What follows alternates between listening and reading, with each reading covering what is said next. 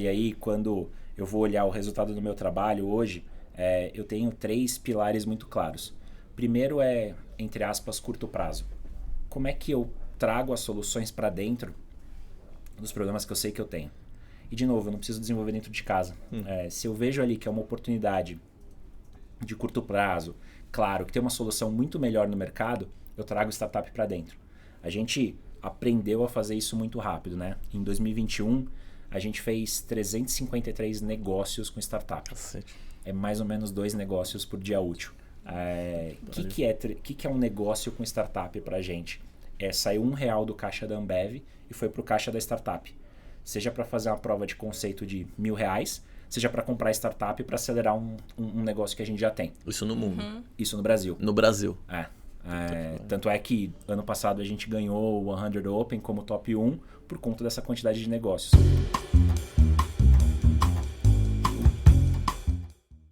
Fala pessoal, tudo bem? Eu sou Amanda Graciano, sócia da Fischer Venture Building, e hoje o episódio é com o Bruno Stefani, diretor de inovação da Ambev. Nessa segunda temporada, além de contar a história de empreendedorismo digital brasileiro, nós vamos falar também de alguns segmentos específicos do nosso ecossistema. E se tem um tema quente, é o de inovação corporativa, é o de Corporate Venture Building, e nós trouxemos um dos principais nomes do país na área. Nesse episódio, a gente falou sobre o grau de maturidade do ecossistema de inovação, a gente falou como que as empresas vão trabalhar de fato com o Corporate Venture Building, se tem algum grau de maturidade, como que a pandemia mudou o ecossistema. Ele também contou pra gente um pouquinho dos cases do Zé Delivery e com a Anitta, com Beats. Além de dar dicas para quem quer, de fato, começar no ecossistema de inovação e para quem tem essas áreas começando a trabalhar com a inovação aberta. Antes de começar, a gente quer agradecer o apoio da Minimal e da Verone. Sigam eles nas redes sociais. Sigam também o Snack no snack.com. Sigam a gente no Instagram, no YouTube e também no LinkedIn. Espero que vocês gostem bastante do episódio, viu? Bruno, muito obrigado por ter aceitado o convite, estar aqui com a gente no Venture hoje. Seja bem-vindo. Obrigado pelo convite e vamos bater papo. Bora. Bom, a primeira pergunta, assim, que é a grande curiosidade. Conta pra gente como é que começou sua carreira, sua trajetória profissional. Porque o Bruno saiu de um banco e agora tá na Ambev. Enfim, como é que é essa história? Boa. Bom, eu comecei como trainee do Itaú lá em 2012, né? E aí, por que eu fui parar no Itaú?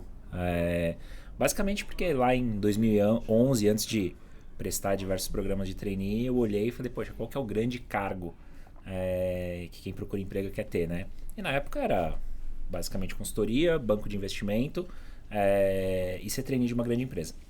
E aí eu olhei e falei, pô, trainee é legal, né? Uma porta de entrada bacana, você conhece a empresa inteira, você aprende um pouco sobre diferentes lugares. E como eu estava num semestre ali da faculdade que eu não tinha mais matéria, eu basicamente tinha só o trabalho de conclusão de curso, eu prestei 33 programas de trainee. Eu virei candidato profissional, eu escrevi um blog na época contando um pouco de como é que tinham sido as minhas experiências na dinâmica, no painel. E obviamente eu não tinha mais medo de prestar processo seletivo. O que eu não sabia na época é que esse blog meio que dava cola de prova, né? Todo mundo que prestava os programas de trainee entrava para saber como é que era a dinâmica da Ambev, a entrevista final do Itaú, o painel da Unilever. E a partir daí eu fui entendendo um pouco sobre as empresas, né? O que de fato eu queria fazer. E não tive uma resposta perfeita, mas eu sabia o que eu não queria. Ouvindo aquelas empresas, eu falei, putz, acho que aqui eu não quero trabalhar. Então, comecei ali no banco, exatamente porque, poxa, mercado financeiro, eu gostava, ganhava bem, e falei, é isso que eu quero fazer. E aí, depois acho que de 2, 3 anos ali, eu descobri que eu não seria bom ali. Que eu não tinha skills para trabalhar no mercado financeiro. Tinham N pessoas ali que seriam muito melhores do que eu. E falei, cara, eu não quero ser o cara do camisa social, iniciais na camisa. Eu quero ser o cara da calça jeans, tênis e camiseta. Quero olhar tecnologia. Na época, startup estava aparecendo, né? Isso a gente está falando de 2013, 2014. E um belo dia, e aí contando exatamente por que eu vim parar no mundo da inovação, eu fui para um evento na Microsoft da Brasil Innovators, que a Bad Young e o André Monteiro realizavam. Acho que mudou a vida de muita gente, mudou a minha. E eu lembro exatamente onde eu estava ali no evento, onde eu estava sentado. Eu falei, cara, é isso que eu quero fazer da vida. É isso que eu quero trabalhar. eu quero estar próximo desses empreendedores. No dia seguinte, cheguei no banco e falei, o que dá para fazer aqui dentro próximo disso? E aí, por sorte, acho que o momento certo no lugar correto. Tinham 3 trainees no banco, 2 Pedros e um Lucas, que estavam num projeto chamado Itaú Labs. Estavam ali tentando mostrar um pouco de como que o Itaú deveria se aproximar do ecossistema de startups. E esse projeto Itaú Labs virou o que a gente conhece hoje como Cubo. E eles foram ali os fundadores da ideia e executaram brilhantemente. E na época, como eu estava no mercado financeiro, eu basicamente era a pessoa que aproximava os investidores das startups. E foi ali que eu comecei a conhecer o que era esse mundo, o que eu podia fazer, e descobri que talvez o que eu pudesse fazer bem eu não faria dentro do Itaú. Porque o Cubo já estava consolidado, eu acho que o banco estava aprendendo. E um belo dia uma headhunter me ligou e falou, isso que você quer fazer no Itaú dá para fazer na Ambev, você não quer vir para cá? E foi aí que eu fui parar na Ambev. E o que tinha nesse evento que você... O que você lembra do evento, assim, que você falou, puta, esse lugar é onde eu quero estar? Cara, a gente estava falando de um Brasil ali na época que era muito ainda um negócio tradicional, pouca inovação, pouca tecnologia. Eu lembro 2014, 2015, as primeiras viagens para o Vale, né? Dos executivos brasileiros indo para lá, descobrindo que empresas podiam não dar lucro. Que era importante focar na experiência do consumidor. Assim, e a gente está falando de 7 anos atrás, 8 anos atrás, é ontem. E ali a gente estava escutando os empreendedores montando negócios muito no começo. Vamos só lembrar, 2014 o Nubank tinha 1 ano de idade. Ainda era uma garagem, começando, tentando disruptar o mercado financeiro. Cara, Gympass, Creditas, o Sérgio da Creditas estava chegando no Brasil e começando assim um pouco do que vinha a ser o grande negócio que é hoje. Então, ter contato com esses empreendedores foi para mim, acho que o que realmente fez eu mudar minha carreira.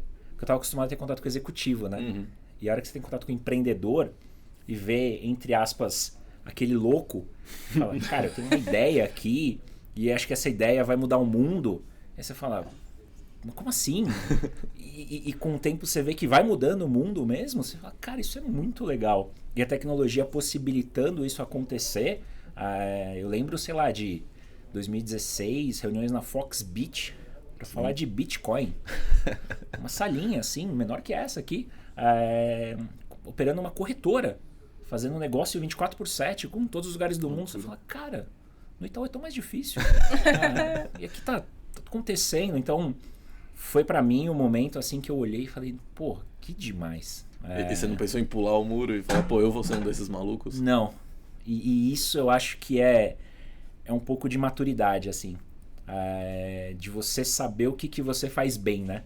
E o que você não faz. Eu acho que eu faço bem, modéstia à parte, o que eu faço hoje, porque eu acho que o meu espaço é como executivo. É como empreendedor dentro de uma grande empresa. Eu ainda não achei, talvez aconteça, aquele negócio que eu vou falar, pô, essa ideia eu me apaixonei, eu descobri que tem uma solução, eu descobri que eu consigo resolver esse problema com uma solução que eu criei e essa solução pode virar uma empresa. Para mim ainda não aconteceu. Aconteceu de transformar as empresas, as grandes empresas onde eu tô. Comigo ainda, acho que não apareceu, mas sei lá. Não, mas eu acho animal isso, porque todo mundo, não todo mundo, mas assim, muita gente tem a percepção de que para trabalhar com inovação precisa ser empreendedor, todo mundo tem que... E não é verdade, assim, pô, você gera um impacto gigante no ecossistema sendo executivo. Sim. E tem várias posições e provavelmente um empreendedor, esse cara maluco, ele não conseguiria ser esse executivo porque tem um perfil totalmente diferente. Né? Total, e não tem o que é bom, o que é ruim, o que é certo, o que é errado. Tem, eu acho que conforme a gente vai vendo a maturidade do ecossistema acontecer, você tem o seu papel. Isso. Então eu sou um fundo, eu sou um player, eu sou um líder de comunidade, eu sou um executivo, eu sou uma incubadora, eu sou uma aceleradora, eu sou uma grande empresa que faz negócio com startup, eu sou uma grande empresa que investe em startup através do meu fundo. Então eu acho que a gente foi aprendendo papéis específicos. E o que eu acho que vai acontecer nos próximos 5, 10 anos é que vai nichar, né? Então eu sou uma grande empresa que investe no setor de saúde e conheço muito bem. Eu sou uma grande empresa que investe no setor de alimentos e bebidas, ou de varejo, ou um pouco desses 3. Eu acho que os tempos vão ser muito mais interessantes daqui para frente, porque além de a velocidade aumentar, vai ficar um pouco mais complexo. Não que seja fácil a nossa vida hoje, mas ela vai ficar um pouco mais difícil. Eu acho que você vai ter que se aprofundar um pouco mais, porque a quantidade de mudanças, seja de comportamento do consumidor, novas tecnologias e o principal, que são novos modelos de negócio, que é o que as grandes empresas estão vivendo hoje, vai impactar demais o ecossistema das corporações. Tá, vamos só... Calma que eu quero falar de tudo isso. Vambora. Mas um pedaço antes. Que você tava falando assim, que eu fui me descobrindo como executivo, fui entendendo e tal. Quais são os desafios de inovar numa grande corporação? Tá. E assim, depois, acho que você conseguir depois aprofundar no mercado que é tradicional. Total.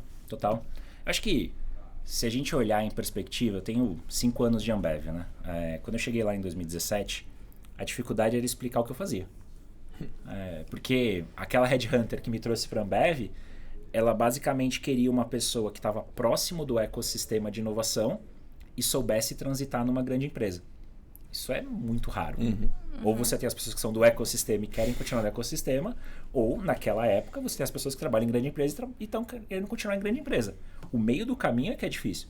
Então, a hora que eu cheguei na companhia, eu falei, bom, como é que eu explico o que está acontecendo? E aí, de verdade, eu acho que nem foi tão mérito meu. Acho que eu participei de um movimento na Ambev de mudança de cultura, de mudança de modelo de negócio mesmo, onde a companhia olhou para dentro e falou, eu preciso mudar. Eu quero deixar de ser a cervejaria e virar uma plataforma de negócio digital. E para fazer isso ela foi estudar. Então eu lembro, 2018, comecinho ali, onde todos os executivos da companhia ficaram 2 dias. Eu organizei esses 2 dias, né, que a gente chamou lá de Tech Training, para estudar, para aprender, cara, o que é AI? O que é blockchain? O que é transformação digital? O que é futurismo? Como é que eu, como Ambev, me aproximo do ecossistema de startups? O que dá para fazer? E a gente ali saiu com um plano muito de, poxa, código é importante, né? Eu preciso ter conhecimento dentro de casa. Assim como eu tenho o vendedor, eu preciso ter o desenvolvedor. E a gente não tinha, em 2018, desenvolvedor na quantidade que a gente precisava. E a gente falou, vamos ter que mudar. Então, na época, a gente comprou a Software House, que era a principal software house que nos atendia, que virou Ambev Tech hoje, que é o nosso braço de tecnologia no Brasil. Em 2019, a gente fez uma segunda edição desse treinamento. A gente trouxe o Eduardo Orai, que hoje é o VP da Ambev Tech, porque a gente precisava de um líder, né? Basicamente, a grande pergunta ali foi, e se a gente sofre um cyberataque? Quem que sabe aqui, como liderança, o que fazer? A gente não tinha formado essas pessoas dentro de casa. A gente precisou trazer. E a partir daí, eu acho que a companhia entendeu. E aí eu tive um campo muito mais fértil para navegar. Para começar a falar, cara, a gente não precisa construir tudo do zero. Eu posso trazer as soluções prontas do ecossistema para resolver os meus problemas ou para criar as oportunidades que a gente tem aqui. Quando a gente, por exemplo, fala de entrega por drone, um executivo clássico do passado fala, vamos fazer entrega por drone. O que seria natural? Eu abro uma área, contrato um gerente, esse gerente vai ter um time de 2, 3 pessoas e a gente começa o processo. Não precisa. Eu tenho um problema ou uma oportunidade de querer explorar uma tecnologia. Eu abro a companhia para o mercado, vejo qual que é a melhor startup que faz isso e falo, vamos fazer junto. Eu ajudo a investir no seu projeto de crescimento e a gente vai descobrir junto. Se entrega por drone é algo B2C, é B2B, se funciona, se não funciona, se vai substituir moto, se vai substituir caminhão, onde que eu posso usar? É na grande cidade ou é no interior? Então, eu acho que a gente foi aprendendo a se abrir ao ecossistema para se relacionar cada vez mais com startups. Mas não porque a gente precisava aprender a se abrir. A gente só precisava aprender a se relacionar com tecnologia. Porque a companhia sempre se relacionou com o ecossistema. Quando a gente olha no passado, a Ambev, no relacionamento com a agência de publicidade, a gente falava com todo mundo. E eu acho que os executivos lá dentro têm uma autonomia muito grande de testar e de criar por si só. Porque, no fim do dia, a Ambev é uma grande abstração de várias marcas e pessoas que a gente tem ali. Você tem Brahma, você tem Skol, você tem Bud, você tem o CDD de Jacarepaguá, você tem a cervejaria de Guarulhos, que conseguem fazer os seus negócios acelerarem e conseguem pensar como dono mesmo. E aí, acho que a conversa fica muito mais fácil com o empreendedor. Porque é o dono de uma marca conversando com o dono de uma startup. E a gente vai aprendendo a construir novos negócios em conjunto. Mas você falou uma coisa importante, teve um direcionamento, do, tipo, a gente não vai ser mais uma cervejaria, a gente vai passar a ser uma plataforma. Exato. E, pô, como que você faz isso descer na empresa e como que se construiu essa noção, né? Porque não é uma coisa simples você falar que você vai sair de um setor super tradicional, de indústria, de varejo, e virar tecnologia. É uma mudança complexa dentro da empresa. E né? demorada. Super. E o que eu acho que é legal é, a gente está no processo, né? E provavelmente esse processo nunca mais vai acabar. E ele vai ser cada vez mais rápido. Então o que eu acho que a gente aprendeu ali é, cara, como é que eu aprendo sobre o que eu quero fazer e vou testando. Quando a gente, como área, faz negócio com startup, tem ali a tentativa de construir um novo negócio, mas tem também um aprendizado. Muitas vezes o piloto com startup pode ser para aprender. Não necessariamente é resultado financeiro. Como é que a gente foi cascateando isso? Eu acho que tem um fato que aconteceu lá na Ambev, acho que há 4 anos atrás, mais ou menos, que pré-pandemia, né? A gente estava falando da sexta-feira mais casual e tal, e putz, vamos liberar a bermuda no escritório. E aí chegou um e-mail numa quinta-feira, e o que me chamou a atenção é que no dia seguinte, todo o board da companhia foi de bermuda. Aí você fala, cara, não é só um e-mail, tem um exemplo aqui. O que eu acho que foi acontecendo é, o board da companhia sentou e estudou, mas depois teve a preocupação genuína de descer esse conhecimento para os diretores, para os sócios, para os gerentes, para todo mundo. Porque você imagina se um VP, um presidente da Ambev, que é uma pessoa super inteligente, que tem acesso à informação, está, entre aspas, perdido nessa quantidade de mudanças e de revoluções que a gente está vivendo, imagina quem não tem tanto acesso.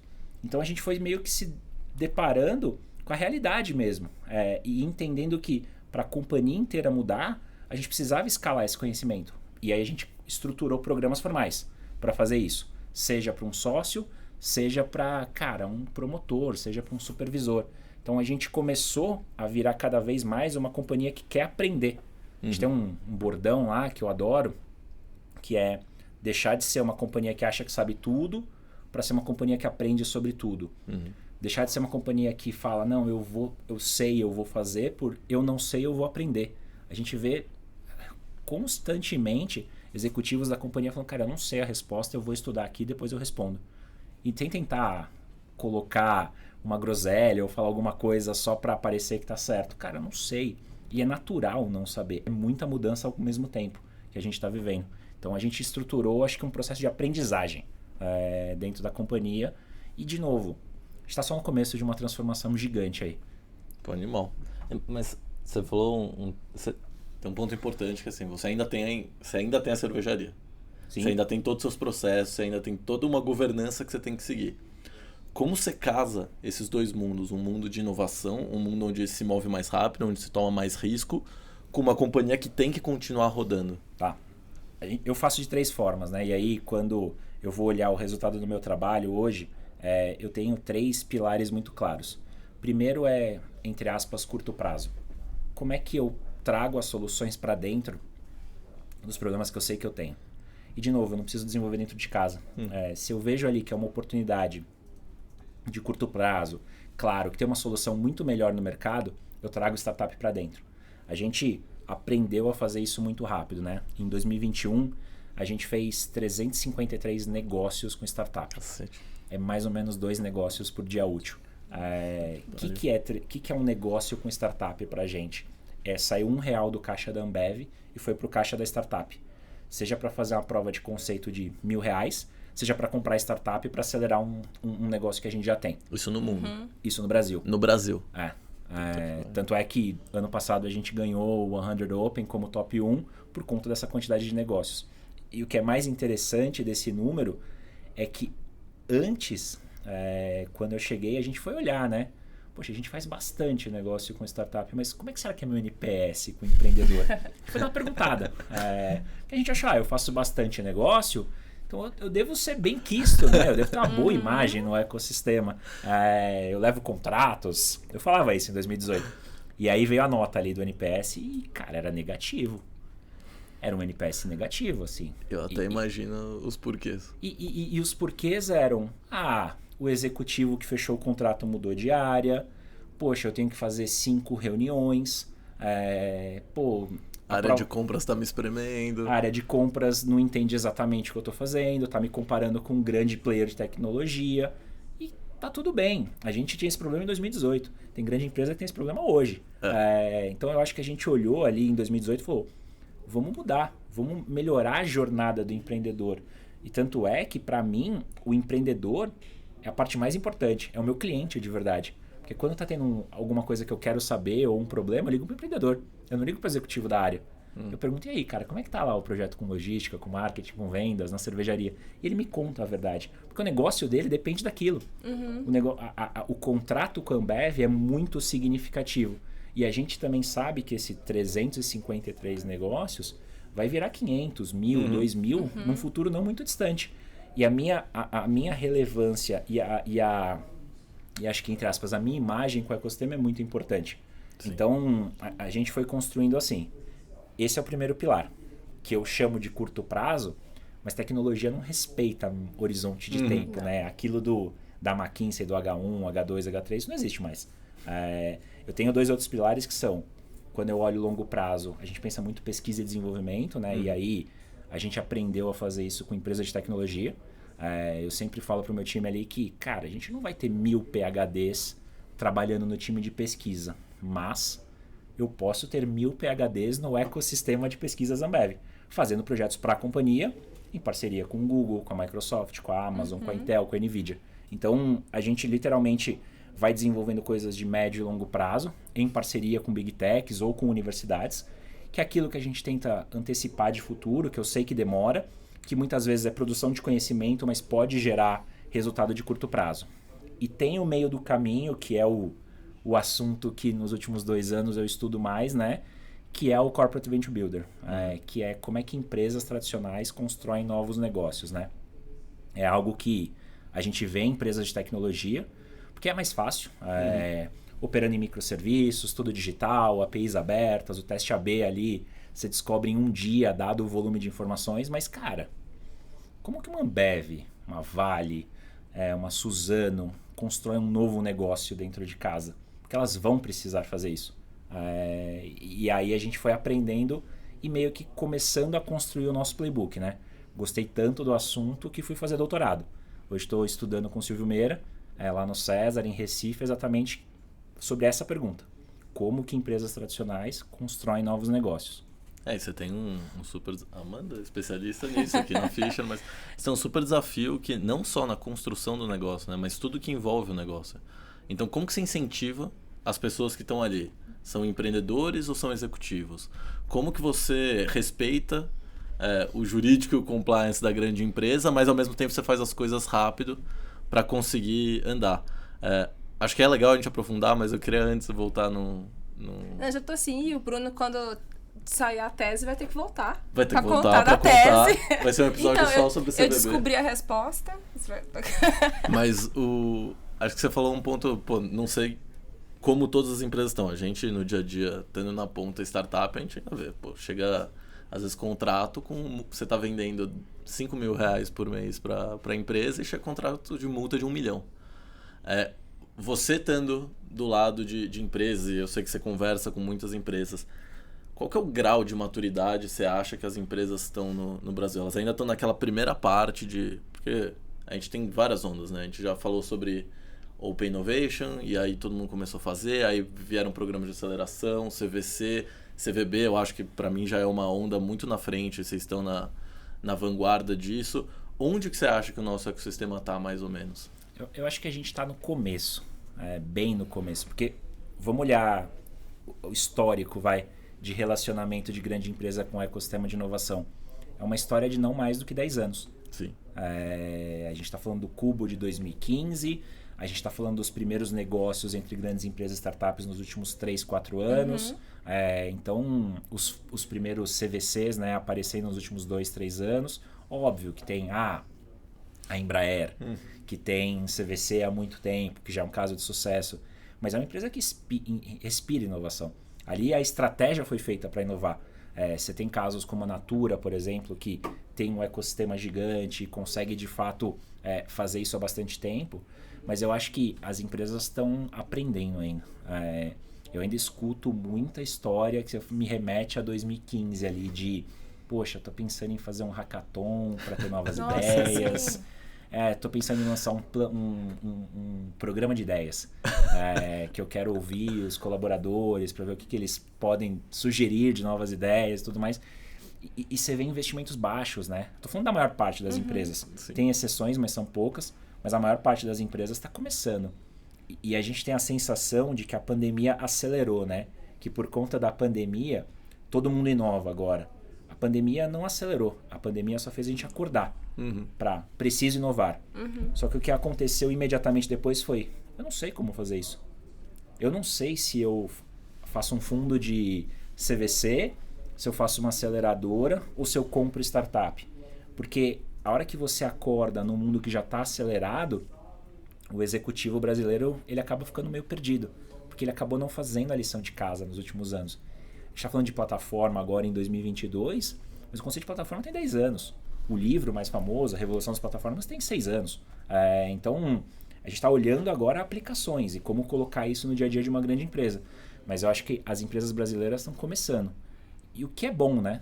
Porque olhando para frente vem muita coisa por aí. A dificuldade é como que o ecossistema cresce sem as grandes empresas atrapalharem. Porque eu acho que ainda tem uma certa arrogância do grande executivo que acha que eu entendo desse setor porque eu sou o líder do setor. Cara, esquece. Vai mudando tão rápido que a hora que você acha que você entendeu o seu setor, ele já mudou. Vou dar um exemplo que é até o motivo pelo qual eu fui estudar, eu fui fazer o doutorado. O Nubank. A gente está falando de um banco de 2013, onde o Davi, que é um colombiano, chegou no Brasil, viu um problema, construiu uma solução, viu que a solução resolvia o problema, transformou essa solução numa empresa e em 8 anos, 9 anos, fez o banco que até ano passado foi avaliado como o banco mais valioso da América Latina. Até aí beleza. Mas a gente está falando também do mesmo setor em que os grandes bancos não fizeram algo nem parecido. E a gente está acostumado com isso e fala, cara, é assim. Não, daqui 10, 20 anos a gente vai olhar e falar, como assim? O Nubank não saiu de um grande banco. Ele veio do ecossistema. Eu não estou dizendo que todos os unicórnios do futuro deveriam sair de grandes empresas. Mas nenhum unicórnio ser feito numa grande empresa é muito estranho. Então, um pouco da iniciativa de tentar explorar por que isso não acontece é o motivo pelo qual eu voltei a estudar. Porque é difícil, né? Quem para você é um case disso? Que alguém que fez um unicórnio ou uma empresa que inovou e conseguiu construir uma grande solução e se disruptou, né? Quem que você olha e fala, putz, esse cara para mim é um benchmark? Bom, aqui eu tenho um viés, né? Aqui eu tenho um pouco de viés. Eu levantei a bola, mas... Tem uma empresa no Brasil que chama Ambev. e ela construiu um tal de Zé Delivery. E agora falando sério, quando você olha... por que as grandes empresas não constroem novos negócios? Porque a minha tentativa de tese é explicar como que constrói. Mas você tem que ser humilde e tentar entender por que ninguém nunca fez. Então eu comecei do por que não acontece. E basicamente são 3 motivos. Um excesso de governança absurda dentro das grandes empresas. De o executivo querer controlar, de querer entender. E cara, não dá, entendeu, para explicar tudo. O processo de inovação ele não é arte. Ele é muito mais processo e ciência. Mas o empreendedor não tem todas as respostas. Ele vai aprendendo conforme a jornada vai acontecendo. E vai mudando o negócio dele conforme ele vai aprendendo. É um processo iterativo. Não é aquele plano de grande empresa que em janeiro você começa e fala, não, isso aqui é o que eu vou entregar em dezembro desse ano. Então meu plano de 12 meses está aqui. Cara, vai acontecer tanta coisa em 12 meses que não faz sentido para o empreendedor. Para a grande empresa você tem um pouco mais de previsibilidade e dá para você ir contornando. Então, o excesso de governança é o motivo número 1. Tem uma falta de estratégia contínua de inovação mesmo. As empresas não pensam em inovação continuamente. A gente, como grande empresa, normalmente pensa modelos de negócio provável, né? E já validado. Então, sei lá, é como se A gente aprova posto de gasolina. Se você chegar com um modelo de negócio que fala, cara, isso aqui eu vou construir, vou colocar o produto, vai aparecer alguém, vai abastecer o carro, a gente vai ganhar dinheiro, então fala, perfeito. Agora virar e falar, vamos fazer uma corretora cripto? O que é Bitcoin? Como é que a gente ganha dinheiro? É mais difícil. E tem um terceiro fator, que é um ataque de margem, né? Quando você olha um Nubank, por exemplo, o Nubank ataca a margem de um Itaú, de um Bradesco, de um Santander. Algum executivo precisa aprovar esse ataque de margens. Só que para ele aprovar esse ataque de margens, ele precisa ter a meta dele desvinculada do crescimento de margem. Ele nunca vai fazer isso, se não tiver se esse conflito de interesse continuar existindo. Então, esses são os 3 motivos pelo qual novos negócios dificilmente aparecem dentro de grandes organizações. E aí, voltando para a Ambev, olhando o caso do Zé Delivery, é exatamente isso. Quando a gente pensou lá em 2015, o Zé Delivery, imagina que eu era a empresa que se preparou para atender bar, restaurante e mercado, e o Zé Delivery vem na tentativa de eu vou tirar pessoas do bar e vou servi-las em casa. Hoje, ok, a gente quer ficar em casa, é mais seguro, é mais barato. Mas esse comportamento não estava previsto ainda. Hoje a gente entende. Mas vai falar em 2015 para o VP de vendas da Ambev que você vai tirar pessoas. Olha que iniciativa incrível que vai tirar pessoas do bar. Só que aí vem a máxima do que a gente vive hoje, que é literalmente o consumidor no centro. Na visão da empresa, na visão do executivo, o melhor é, cara, bota a geladeira em bar. Traz as pessoas pro bar. Mas o cliente está me falando, eu quero ficar em casa. Então, a hora que você entende isso e começa a construir uma solução para ele e dá tempo dessa solução crescer, escalar e realmente mudar o comportamento, o hábito, cara, isso é super difícil. Porque, de novo, vem aquela história. O executivo muda, a estratégia muda, tem anos em que você tem mais budget, tem anos que você tem menos. Então, precisa de uma cabeça realmente da liderança da companhia, uma cabeça de estratégia para que isso aconteça. Se você olhar, e isso é um pouco do que eu estou estudando, das 80% das empresas que tentam fazer transformação digital, das grandes empresas, não conseguem. Do 20% que consegue, tem uma coisa que é igual em todas, que é a liderança comprada. É a liderança, literalmente blindando a transformação do negócio. E quando eu falo liderança, não é o diretor ou o VP, é o board, é o CEO, ou no caso de empresa de capital fechado, é o dono. E aí funciona. Porque você tem tempo para florescer. É que também a gente está falando da cultura, né? Isso deixa de ser a meta para o PNL daquele ano seguinte, porque isso é o mais difícil de acontecer. Total. E isso vira cultura, né? É quase que lá no longo prazo você está planejando criar novas empresas e novos deliveries com uma cadência, né? Isso é o mais desafiador mesmo. Quando você estava falando um pouco da maturidade do ecossistema, me chamou a atenção porque, no fim, vê se eu entendi mais ou menos certo e aí você completa. A gente está falando que não tem essa continuidade mesmo, assim, você tem alguns pontinhos e essas pessoas depois mudam de empresas, de profissão, saem do Brasil e aí de novo essa maturidade cai porque ela está diretamente ligada a um time específico, assim. O que você viu concretamente mudando nesse pouco tempo, assim, 5 anos, pra gente pular um pouco da pandemia e ter uma distância? O que mudou mesmo? O mercado brasileiro aprendeu alguma coisa ou isso está diretamente ligado a pouquíssimas empresas? As startups estão pensando diferente? O que você consegue ver, assim? Se o Bruno hoje saísse do banco e fosse criar uma área de inovação, o que é que seria diferente? Eu acho que o que acontece hoje, a maturidade das startups é muito maior. A qualidade do empreendedor é muito maior. E esses negócios já ameaçam as grandes empresas. Então, o executivo da grande empresa, ele olha e fala, meu negócio realmente está ameaçado. Eu vi, acho que uma declaração do Setúbal semana passada, 2 semanas atrás, que ele fala, poxa, as fintechs agora sofrem do mesmo, entre aspas, mal que os grandes bancos. No Itaú Day, acho que ele falou. Exatamente. E isso é uma prova de que as fintechs cresceram. E agora, de fato, eu acho que elas ameaçam muito mais os grandes bancos. Então, o que eu acho que o executivo da grande empresa está pensando é como é que eu crio os meus negócios aqui dentro? E como é que eu entendo que isso é uma estratégia de reinvenção do negócio e que precisa ser feito?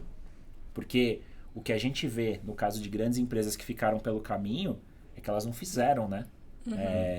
Tem os casos que a gente sempre fala de Blockbuster, Kodak, BlackBerry, e esses casos estão ficando mais próximos. você começa a ver, inclusive, grandes empresas de tecnologia entrando no seu setor.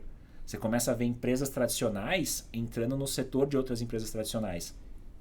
Quando, por exemplo, um Magalu abre um braço de serviços financeiros, ele concorre com o Itaú. Quando o Itaú começa a vender iPhone, ele concorre com o Magalu. Qual que é o setor de cada um?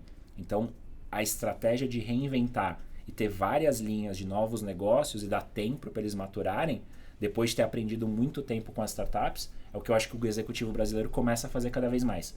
Então, para mim, é um pouco disso. Mas como que você alinha o cara a longo prazo? Quando você falou, daqui 2 anos ele pode estar num lugar diferente e o bônus daquele ano dele é determinado por metas e geração de receita. Como que você cria esse alinhamento para o que é melhor para o futuro da empresa? É que aí você não faz do dia para a noite, né?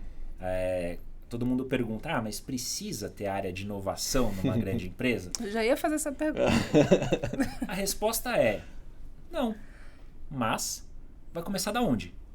Você tem segurança que todos os executivos aqui conseguem inovar e você vai começar já no dia para a noite uma inovação descentralizada? É bem provável que vire uma grande bagunça. Cada um querendo resolver o seu pedaço ali e poucas iniciativas trazendo sinergia para a companhia como um todo.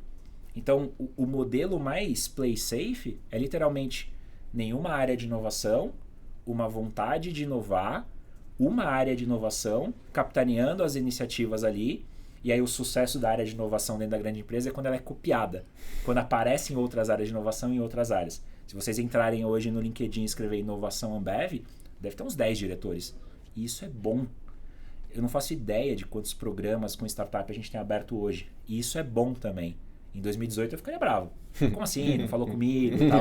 Mas não precisa. Não precisa uma única área ser gargalo de todas as iniciativas.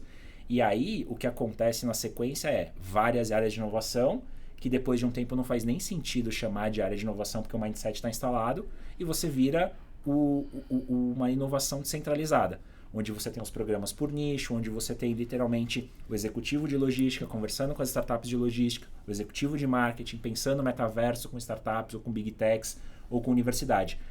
Esse é o processo que eu tenho visto na maior parte das empresas. Então, precisa? Não precisa. Mas eu não achei uma resposta melhor ainda do que a área de inovação começar esse processo.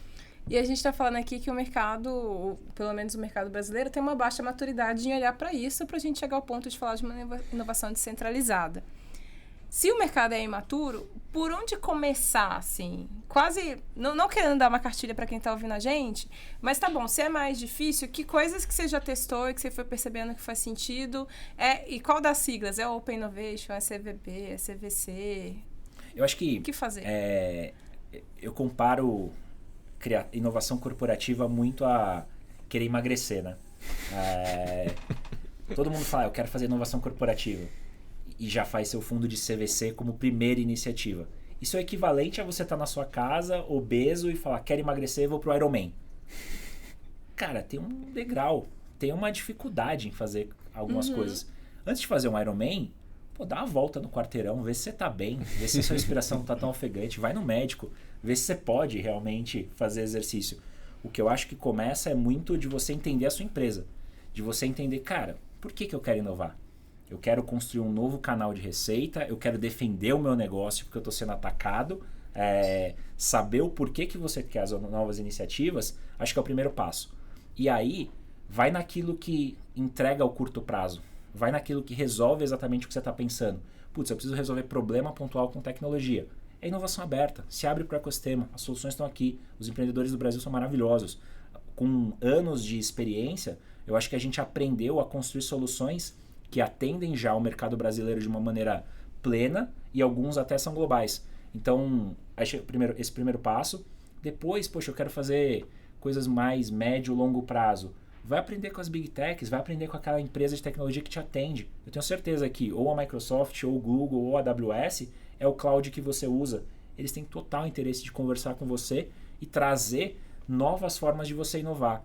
Ah, não, mas eu quero reinventar o meu negócio radicalmente. Eu quero construir aqui dentro o que vai ser o futuro da minha empresa. Aí, você deveria ou investir ou criar um fundo de CVC para explorar, colocar dinheiro para realmente mapear mercado e ver quem que vai disruptar o seu negócio e como é que você se transforma, ou começar a montar um novo negócio dentro de casa e dar tempo para ele maturar. Então, tem uma cartilha aqui de dificuldade. É igual fazer exercício. Você não vai direto para o Ironman. Você faz a corridinha de 5K, depois a de 10, depois a meia maratona, depois aprende a pedalar, nadar e aí você faz o Ironman. Então, eu acho que o que a gente está vivendo hoje são as empresas que perderam o bonde querendo falar que elas inovam. Porque pega mal falar que você não inova hoje, né? Se você olhar, boa parte dos CEOs das grandes empresas que ficaram para trás, eles estão perdendo emprego. Porque eles não acompanharam essa transformação. A partir daí, ele no mínimo precisa fazer um marketing, né? Ele precisa no mínimo falar que ele inova. Aí ele faz um prédio, ele faz uma sala bonita, ou ele faz uma iniciativa de tentar lançar um fundo. Isso, beleza, é uma métrica de entrada. Mas você tem que focar no resultado. O que eu quero com o que eu estou fazendo? Porque tem muita empresa que fala, eu vou fazer um programa com startups. E mede quantas startups se inscrevem no seu programa. É irrelevante quantas startups se inscrevem no seu programa. Só você gastar uma fortuna de Google Ads e acabou. Eu posso inscrever as 15 mil startups do Brasil no meu programa. Sim, sem dificuldade nenhuma. Agora, a dificuldade é como é que eu faço 1, 2, 10, 20, 300 pilotos trazerem resultado. Pode ser resultado financeiro, pode ser mudança no NPS, pode ser impacto na comunidade onde eu estou inserido. Então, eu acho que essa é a dificuldade. Sair da métrica de entrada para pensar como é que eu entrego, através de inovação, resultado para a grande empresa. E você como empresa global, você olha outros mercados também. Sim. Como que o Brasil se encaixa nisso? Onde que a gente está mais ou menos? Quem está na nossa frente? Quem está atrás? Quão longe a gente está de quem está na nossa frente? Acho que a gente tem setores aqui no Brasil em que a gente é muito bom. Fintech, agro, tem uma leva agora de marketing digital vindo por aí, os influenciadores. Então, eu acho que a gente tem muita coisa boa no Brasil que a gente deveria explorar. O que eu tô vendo, tá? E o que a gente está aprendendo conforme esse processo vai acontecendo. Não é tão fácil escalar globalmente como a gente achava que era. Porque o que a gente foi aprendendo é que exploração de ecossistema é muito local. Eu olho oportunidades de startups para resolver problemas pontuais. E alguns, um percentual bem pequeno, eu consigo escalar. E o que a gente foi olhando quando você olha o mundo inteiro beleza, fintech, agro é forte no Brasil. O que é forte em Israel? O que é forte na China? Como é que eu vou resolvendo, através do ecossistema, abrindo a companhia, os meus problemas locais e criando sinergia para a nave-mãe, para a holding no mundo inteiro? E do que vai dando certo, eu vou tentando escalar. Mas é difícil. E aí tem N pontos pelo qual é difícil. Desde o mais simples, às vezes o empreendedor não fala inglês. E ele não consegue escalar o negócio dele, até regulação. Tem coisas que a gente pode fazer no Brasil que por regulação em outros países a gente não pode fazer. Isso inviabiliza muitos negócios. Então, a gente vai aprendendo o que são os setores mais fortes em cada lugar. E é meio óbvio, por exemplo, cibersegurança em Israel, logística na China, marketing e vendas nos Estados Unidos. E vai aprendendo. E a partir daí vai olhando, poxa, o que eu tenho de lead? O que eu tenho de informação do mercado? Porque para mim essa informação é importante. Porque eu posso olhar para o Brasil e falar, quantos anos eu estou atrás de determinado país? Ou quantos anos eu estou na frente? E muito mais do que escalar negócios, eu transfiro conhecimento. E a gente vai aprendendo localmente como orquestrar esses diferentes ecossistemas. Era isso que eu até ia te perguntar, se o jeito de fazer, não as soluções em si, mas o jeito de fazer é replicável de uma região para outra. Não é. Também não. Eu achei que era. Porque quando, mais ou menos ali em 2019, 2020, eu deixei de olhar só o Brasil e olhei o mundo inteiro, né? E eu falei, não, agora vai, né? Agora eu vou pegar o playbook do Brasil e é só replicar. E ter um ponto cultural, ter um ponto de relacionamento com as pessoas que muda tudo. O jeito de fazer negócio. Tem países que, enquanto eu não pisei lá, presencialmente, peguei aviãozinho, eu pisei, não fechava negócio. Porque o VP, o diretor, queria me conhecer. Queria apertar minha mão, a gente queria conversar, queria entender um pouco do que estava acontecendo. E isso funciona para qualquer empresa. A gente tem que respeitar muito a cultura local. Por isso que ecossistema, inovação aberta, para mim, é algo muito local. como é que eu entendo o que está sendo desenvolvido naquele país e resolvo os problemas locais. E vou aprendendo. Não necessariamente eu vou escalar a startup, mas eu vou escalar o conhecimento. Agora tenho várias dúvidas. Antes da gente entrar em CVB, que é o papo que a gente gosta, queria uma curiosidade. Tá, eu vi lá, tem vários problemas, a minha inovação precisa estar ligada à estratégia. Como é que monta esse time?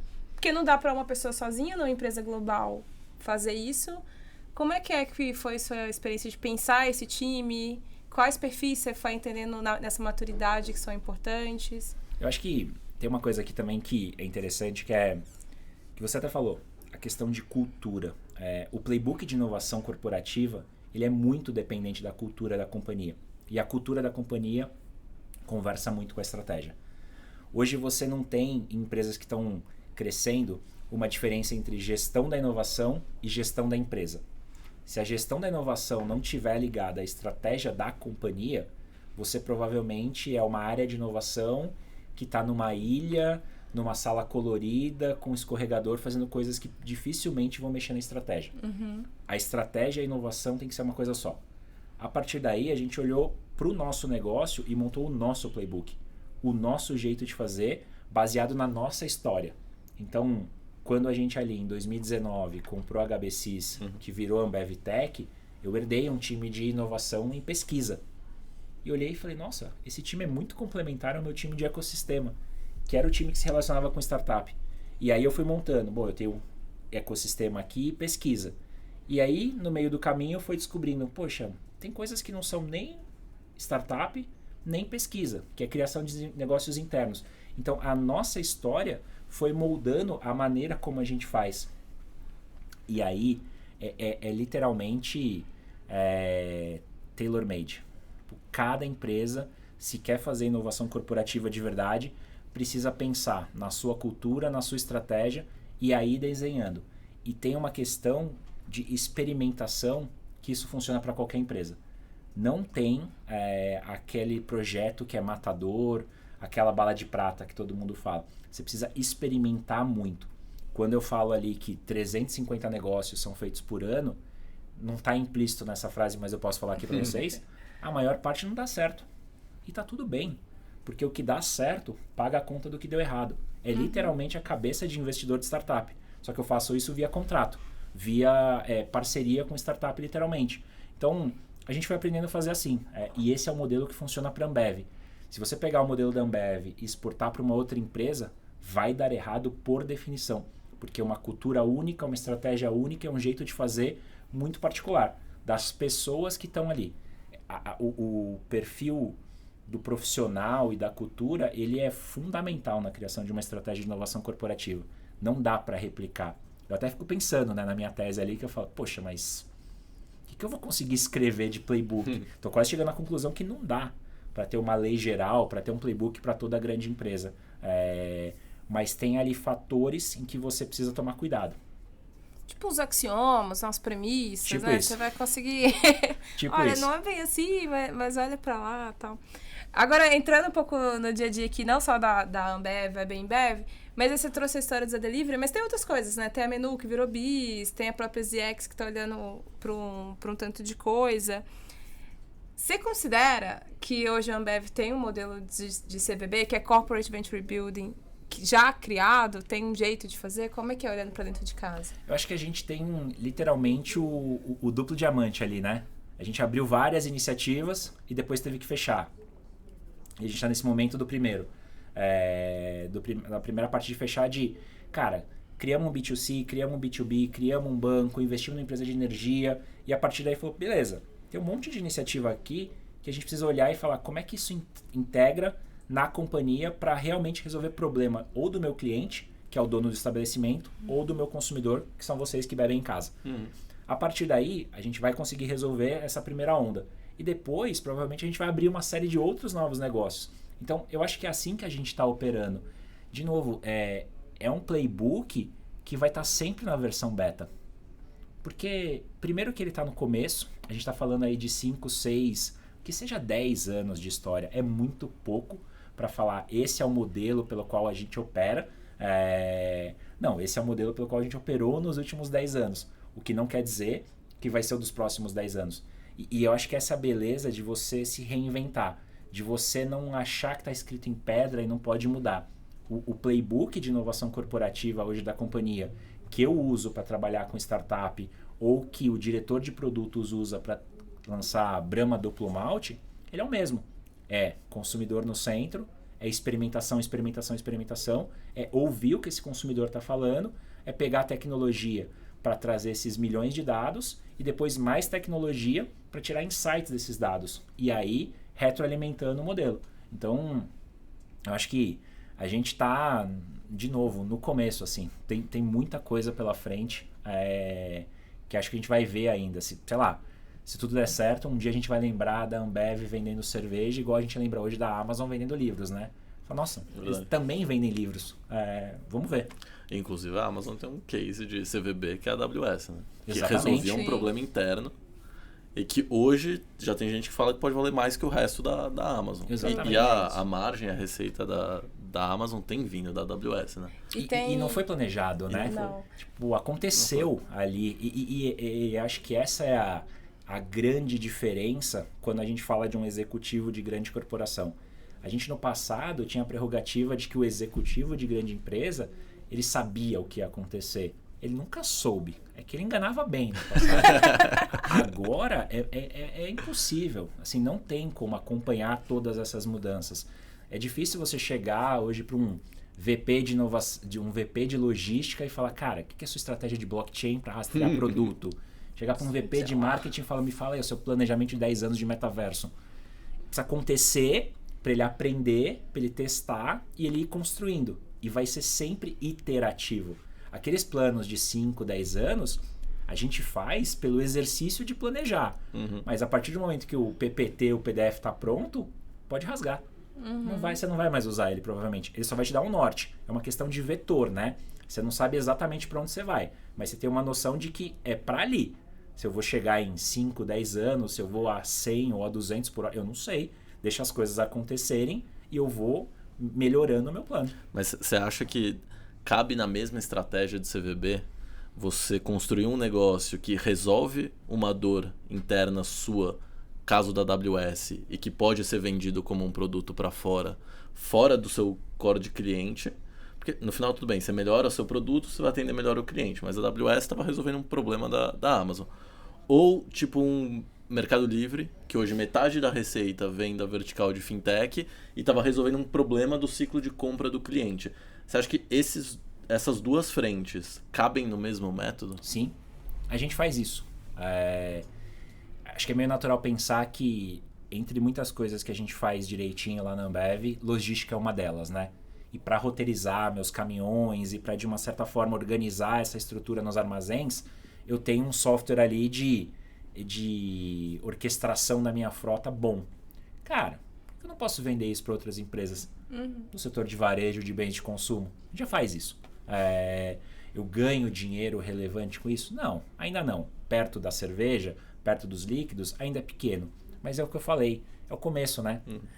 A gente, como a gente trabalha com isso, e provavelmente quem está escutando aqui já está nesse mundo há um tempo, parece que, não, a gente está atrasado. Não, a gente está no começo de uma história, assim. É aquela velha máxima que todo mundo fala da Endeavor, né? Que a palavra empreendedorismo não existia no dicionário até os anos 2000. 2000 é ontem. Tem muita coisa ainda pela frente. A parte boa é que a velocidade vai ser literalmente exponencial, né? Então, eu acho que a gente vai ver grandes transformações no ecossistema brasileiro nos próximos anos. Vocês estavam falando de AWS, né? Que a gente também tem esse olhar de pesquisar e entender cada vez mais como que esses fluxos foram surgindo, né? E quando surgiu a AWS, tem aquelas famosas cartas do Bezos, tem uma carta que ele fala, a gente faturou muito, mas a gente não tem a menor ideia do que está acontecendo. Mas eu acredito que a cultura, ele fala, provavelmente a nossa cultura é um dos fatores que está fazendo isso acontecer, que é uma obsessão pelo cliente. Mas não consigo dizer, não dá para saber se isso vai ter um sucesso no futuro ou não. Exato. E eu acho que esse comportamento vai questionar muito as estruturas pela qual as grandes empresas estão presas hoje. Se você pensar, as empresas estão capital aberto. Imagina um CEO de uma empresa de capital aberto no call anual falar, a gente ganhou muito dinheiro ano passado, mas eu não faço a menor ideia de onde ele veio. Não dá. entendeu? Mas se você olhar no detalhe, é meio que isso que aconteceu. Porque é provável que ele previu muita coisa, mas não saiu exatamente como ele pensava. Ou até foi mais rápido do que ele imaginava. Que é bom, mas o bom sem previsibilidade em grande empresa é estranho. Porque você passa incerteza para o mercado. E o mercado olha e fala, puxa, mas ele vai ter consistência ano após ano, trimestre após trimestre?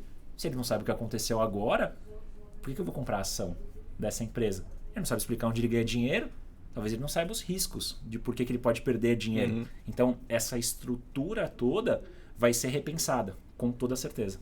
E até na criação de negócio, até onde você deixa a startup criada dentro de casa, ou o negócio criado dentro de casa, tomar a decisão própria? Porque, assim, sabe-se, talvez não o público geral, mas quem analisa a Ambev como negócio sabe que o Zé Delivery é da Ambev.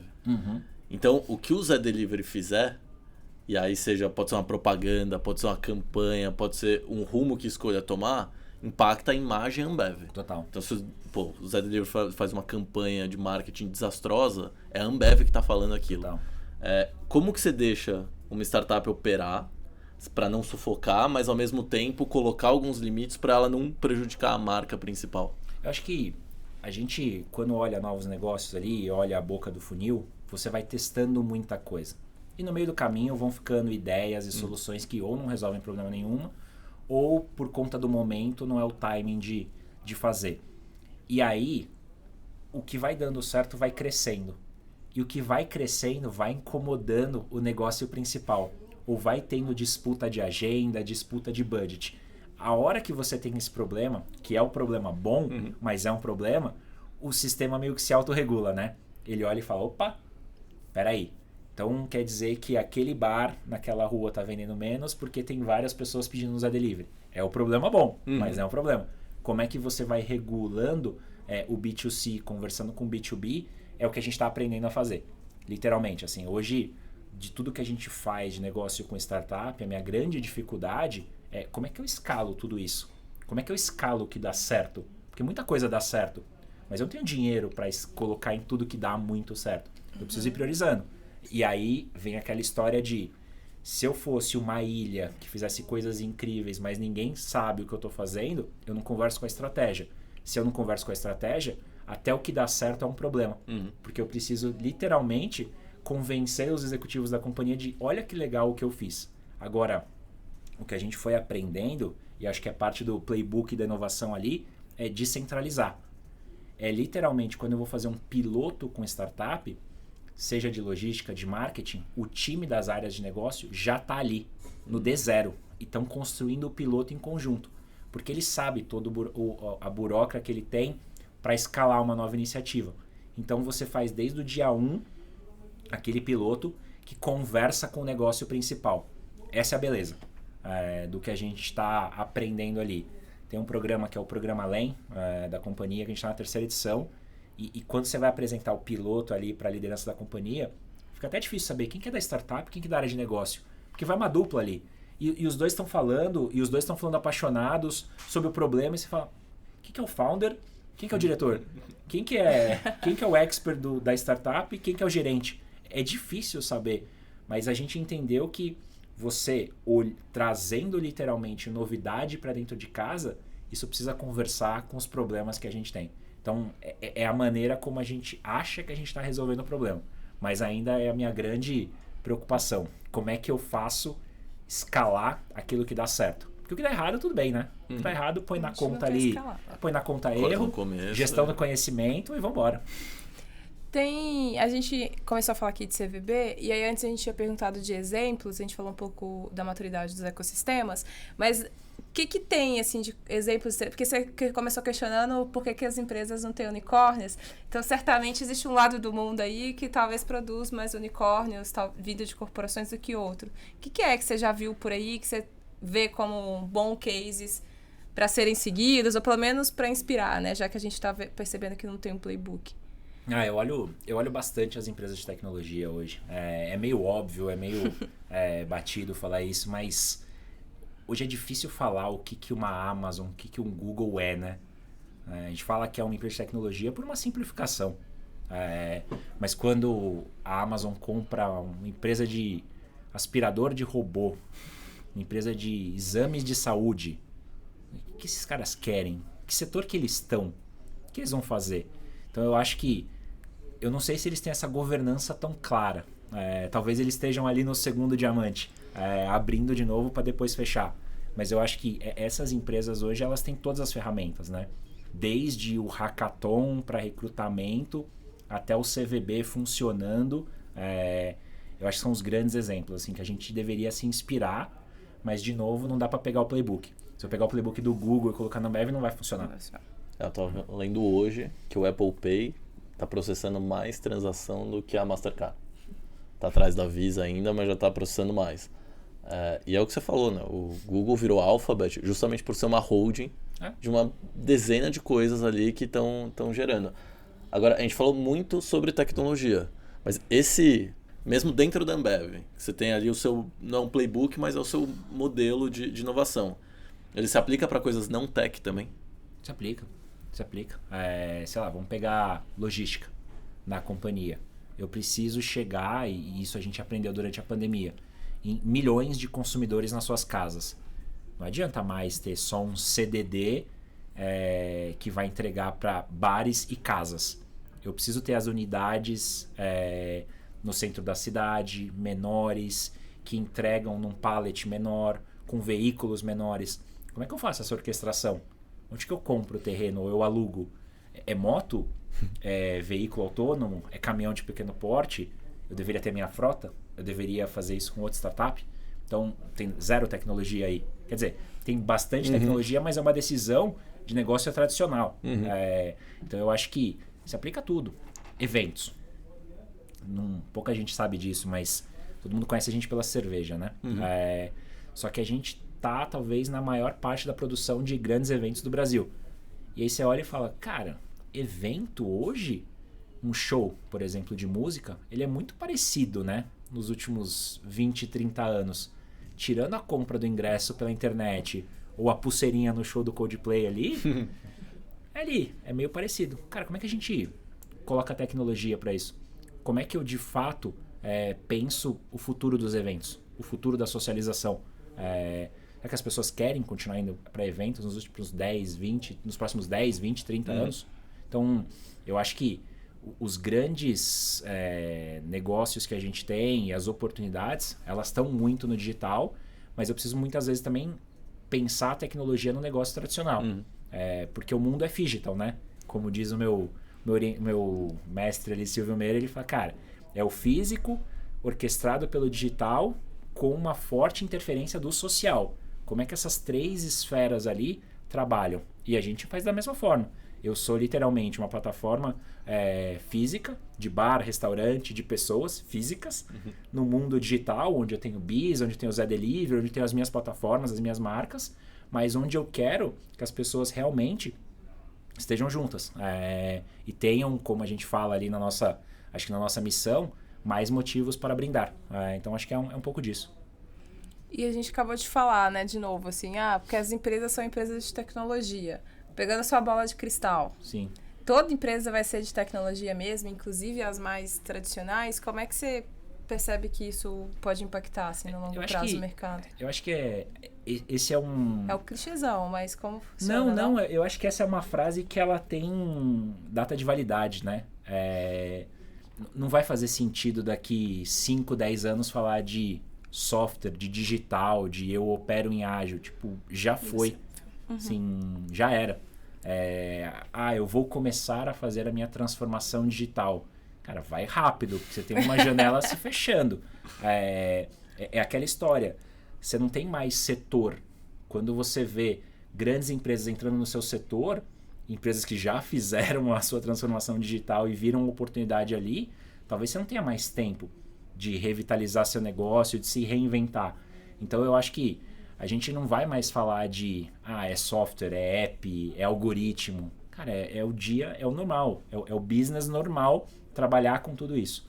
Aí eu acho que não faz sentido falar vai ser uma empresa de tecnologia ou não. Todas as empresas precisam de tecnologia. Todas as empresas precisam de dados. Todas as empresas precisam do poder da tecnologia para pensar em insights. Isso aí é o natural. Eu acho que o estranho vai ser não fazer. Mas não precisa ser uma empresa de tecnologia, nem se classificar. Eu acho que daqui 10 anos não vai fazer mais sentido a gente falar disso. 10 anos, aí vou colocar na conta. Bota. Já que tá tudo mudando tão rápido. Vou colocar na conta. Tem... a pergunta vinda dos bastidores aqui, ó. Mas tem uma coisa que a Ambev e a Embev também fez muito, que foi fazer talvez conexões não muito óbvias, né? Não sei se você pode contar pra gente um pouco mais do projeto com a Anitta, esse olhar pra inovação, mas é porque não existe só a Anitta, né? Tem muitas outras coisas que vocês estão fazendo. Se você puder contar um pouquinho mais. Eu acho que tem uma expressão que a gente está usando ali há pouco tempo na companhia, que é o tal do jogo infinito, né? A gente sempre olhou a cerveja, o bar, o restaurante, o mercado. Mas o que a gente vai percebendo é que não é sobre isso. Não é sobre a concorrência ali com outras cervejarias. É sobre explorar oportunidades para resolver problema do cliente. E aí é literalmente um jogo infinito. Porque eu tenho N coisas que eu poderia literalmente impactar a comunidade onde eu estou, o ecossistema onde eu estou. E quando você vai pensando nessas soluções, você pensa, poxa, tem pessoas que conhecem talvez o meu público de um produto específico melhor que eu. O caso de Anitta com Beats. A gente não começou a conversar com a Anitta porque a gente achou que ela era uma personalidade que combinava com Beats.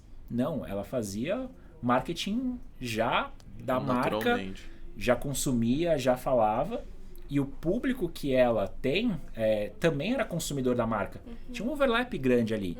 Então é meio que natural. Fala, cara, vamos junto.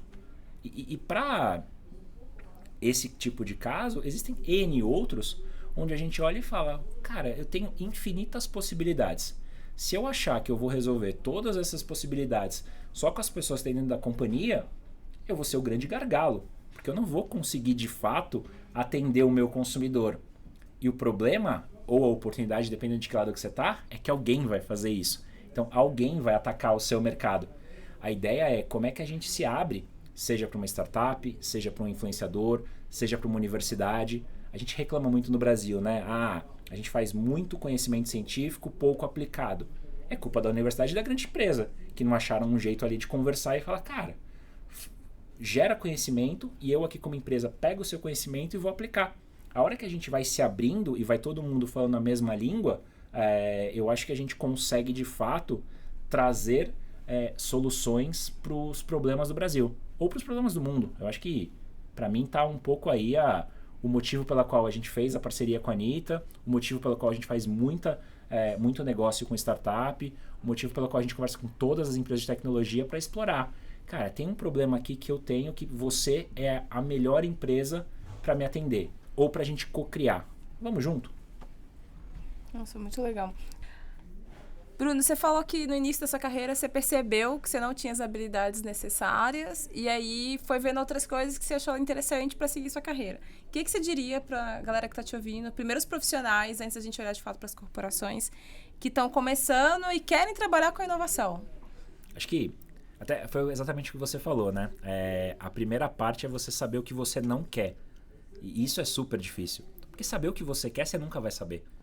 Eu tenho quase 40 anos hoje, eu não sei exatamente tudo que eu quero fazer. Eu sei o que eu não quero bem. Isso já ajuda, né? Claro que eu fico na dúvida, eu não fico na dúvida entre 10 coisas. Eu fico na dúvida entre 3.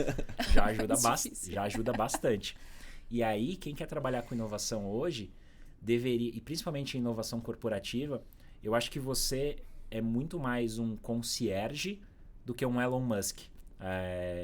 Porque você tem que ter muito mais a vontade de querer saber sobre tudo e literalmente servir e entender que o resultado do seu negócio é o crescimento da sua empresa e muito menos querer aparecer ou ser um grande especialista sobre um determinado assunto. Eu acho que quem quer trabalhar com inovação hoje e conforme o ecossistema vai amadurecendo, tem muito lugar bacana. Pode ser uma aceleradora, pode ser fazendo o primeiro investimento dentro de um fundo de venture capital, cara, pode ser em universidade, fazendo uma pesquisa de algo difícil que vai demorar 2, 3 anos, que precisa de muito dado, de muita experimentação. Então, acho que hoje o campo é muito mais fértil do que era para mim há 8 anos atrás, quando eu olhei ali no evento da Brasil Innovators e falei, poxa, eu quero trabalhar com isso. era mais fácil. Eu tinha 2, 3 opções, não tinha tanto lugar para ir. Agora, eu acho que deveria, de fato, no mínimo, ter inovação no seu dia a dia. Não precisa ser 100% do que você faz. Mas hoje, você tem oportunidades de inovar em qualquer lugar, de verdade. E tem aquelas glamourosas, que talvez apareçam num podcast, e aquelas que não são tão glamourosas, mas dá dinheiro. E para a grande empresa, é super relevante. E agora, a outra pergunta que vai um pouco em linha disso também é: sou um executivo, uma executiva, tô lá há X tempo na companhia e agora me deram esse desafio que é ser a primeira coisinha que vai começar a canalizar as inovações dentro da companhia. Que dicas você daria, assim, para como que a gente tira essa área do papel? Eu acho que é experimentação, é de verdade e sem querer fazer isso sozinho.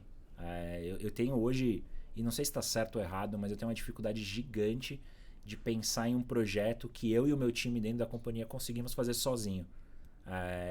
Eu acho que eu vou muito mais devagar, eu acho que eu aprendo pouco, eu acho que eu vou errar muito mais do que eu deveria fazendo sozinho. E aí saber o que usar, né? Que tipo de ferramenta, que tipo de iniciativa para cada tipo de problema. Tem gente que fala, uma empresa com pouca maturidade faz hackathon. Isso não é verdade. Eu faço hackathon lá para recrutamento e é uma ótima ferramenta. Hackathon não é bom para você ter novas ideias ou para você pensar no futuro, mas para recrutar, talvez seja uma das melhores ferramentas. Eu quero pensar o que é o futuro nos próximos 10 anos e literalmente mapear mercado e investir naquilo que vai crescer. É um fundo de Venture Capital dentro de casa, o CVC, que a gente tanto fala. Então eu acho que estudar, experimentar e saber usar a ferramenta certa para o problema correto.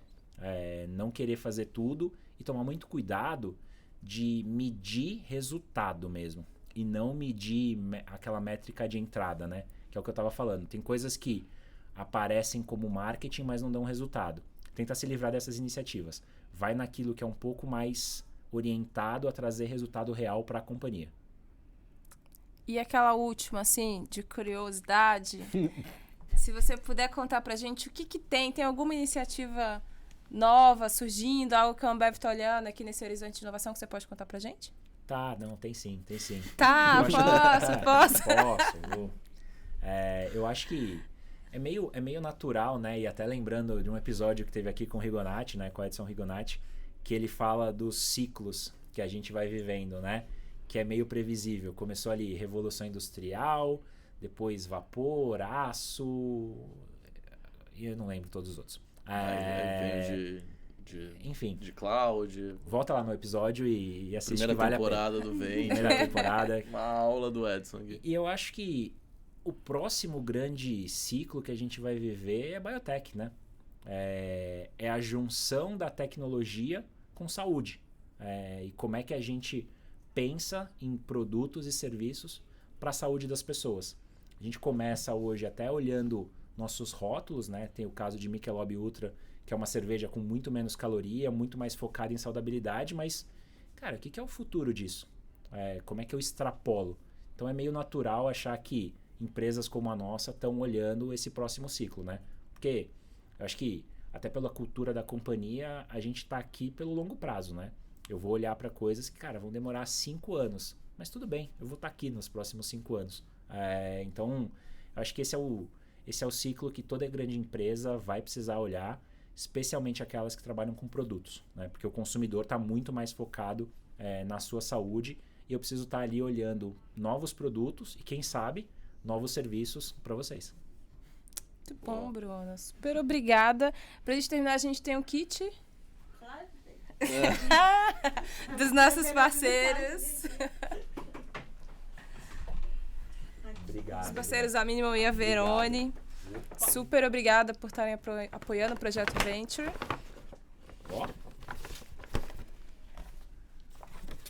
Obrigado, gente. Adesivos. Agora vai, hein? Agora vai. Muito bom. Bruno, super obrigada pela sua presença, pelo papo. Foi uma delícia. Obrigadão por ter vindo. Eu que agradeço. Bom, eu escutei todos da primeira temporada, esperando a segunda. Esse eu não vou escutar. Mas todos os outros eu prometo escutar e compartilhar. E conta quem você gostaria que viesse pra próxima. Eu acho que vocês têm que convidar a Bad Young, né? Bad Young, que agora é mãe, que tá lá no Vale. Acho que ela deve estar na vida atribulada, bebezinho pequeno. Mas certamente eu, pelo menos, devo muito a ela. Eu trabalho com inovação por conta de tudo que ela fez ali com o Brasil Innovators. E eu acho que tem muita gente que gostaria de escutar essa história e até da visão dela como investidora, né? Porque eu venho aqui falar o que eu tô fazendo, dando a minha opinião, mas ela tá ali colocando dinheiro de verdade no futuro. Então, acho que vale a pena saber onde que ela tá colocando as fichas dela. E já é pelo menos a quarta pessoa que fala. O próprio Edson falou da Bad. Total, Bad, total. Venha. Venha. Te aguardamos ansiosamente. E você que gostou desse episódio, não esqueça de deixar o like, comentário, compartilhar. Vai que você conhece, é um executivo e conhece outros executivos que estão nessa jornada também de inovação. Acho que esse episódio vai ser super legal. E nos siga nas redes sociais. É só buscar, né? snack.com. E aí você vai ver esse episódio e vários outros convidados. E o da Bad, nas próximas temporadas também, se der tudo certo. Nos vemos na próxima, viu? Obrigada pela companhia.